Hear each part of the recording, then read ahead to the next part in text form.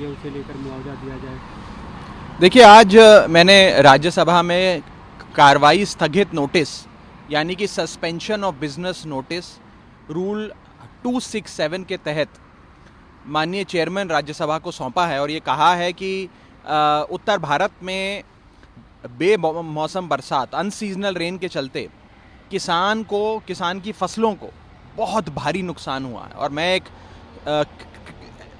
किसानी प्रधान सूबे का प्रतिनिधित्व राज्यसभा में करता हूं, पंजाब से आता हूं और मेरे सूबे में पंजाब में खास तौर पे इस अनसीजनल रेन के चलते बहुत सारा फसलें क्रॉप डैमेज पंजाब में देखा जा रहा है। तो मैंने इस मसले पर बहस की मांग करी है और साफ तौर पे केंद्र सरकार से ये कहा है अपने नोटिस के माध्यम से कि एक बड़ा package, financial package, relief package देश के किसानों के लिए दिया जाए ताकि जो भी नुकसान किसानों का हुआ है उसकी भरपाई की जा सके, उनको मुआवजा दिया जा सके, उनको सही मायने में कॉम्पनसेशन देकर उनके दुख को थोड़ा कम किया जाए। विपक्षी दलों की मीटिंग हो रही है संसद भवन में, खेलों की जो राज्यसभा के उनके चैम्बर में होती है, आप लोग भी उसमें शामिल हो रहे हैं। आज का क्या कुछ मुद्दा रहेगा डिस्कशन करके? देखिए, इस देश में भारतीय जनता पार्टी लगातार ये प्रयास कर रही है कि भारत देश को एक ऑपोजिशन लेस कंट्री बना दिया जाए, यानी कि विपक्ष मुक्त देश बना दिया जाए। इस देश से अगर विपक्ष खत्म हो जाएगा तो लोकतंत्र खत्म हो जाएगा। विपक्ष केवल राजनीतिक विपक्ष नहीं है, विपक्ष देश की जनता का सहारा है, देश की जनता का वो मजबूत औजार है जिस औजार के जरिए देश की जनता सरकार की जवाबदेही तय करती है। वो औजार है जिसके तहत सरकार की अकाउंटेबिलिटी देश की जनता तय करती है। अगर ये औजार ढह जाएगा, देश का विपक्ष ढह जाएगा, तो इस देश का लोकतंत्र ही ढह जाएगा।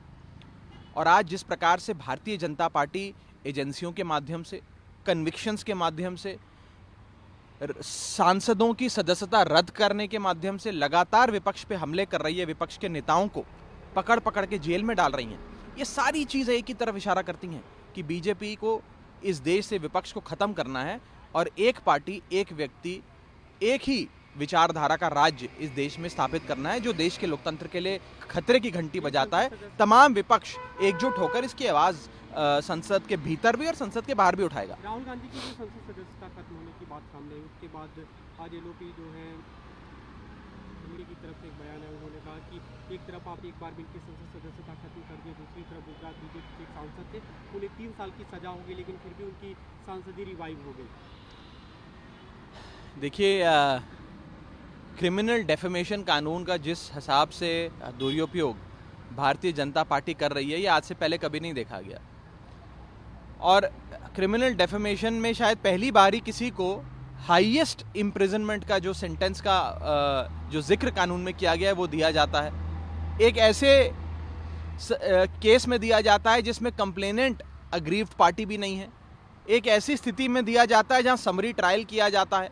एक ऐसे परिपेक्ष में किया जाता है जहां मकसद सिर्फ यह है कि राहुल गांधी की सदस्यता को रद्द किया जाए। ये सारी चीज़ें एक ही दिशा की ओर हम सबका ध्यान आकर्षित करती हैं कि भारतीय जनता पार्टी भारत देश को विपक्ष मुक्त बनाना चाहती है।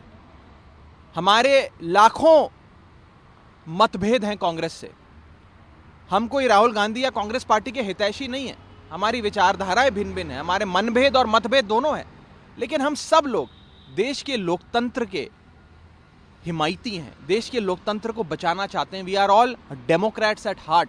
और इसीलिए अगर लोकतंत्र पे प्रहार होगा, विपक्ष पे गैर कानूनी प्रहार होगा, एक ही मकसद से कि भारत को विपक्ष मुक्त बनाया जाए, तो सारे लोग इकट्ठे होंगे और विपक्ष नहीं, देश की जनता इकट्ठी होगी और अपनी आवाज बुलंद करेगी। इसी पे केंद्रीय मंत्री आदित्य सिंधिया ने कहा कि राहुल गांधी अपनी पर्सनल लड़ाई को डेमोक्रेसी को बचाने की लड़ाई बता रहे हैं, पूरी तरह से उनकी अपनी लड़ाई है, किसी देश की लड़ाई से न जोड़ा जाए।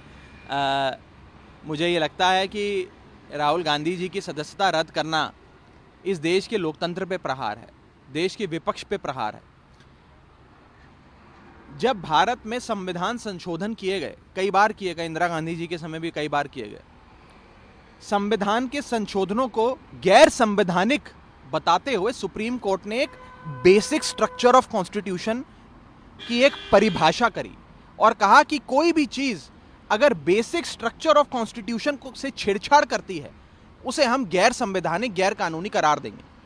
उस बेसिक स्ट्रक्चर ऑफ कॉन्स्टिट्यूशन का एक बहुत अहम हिस्सा था डेमोक्रेसी एंड ऑपोजिशन।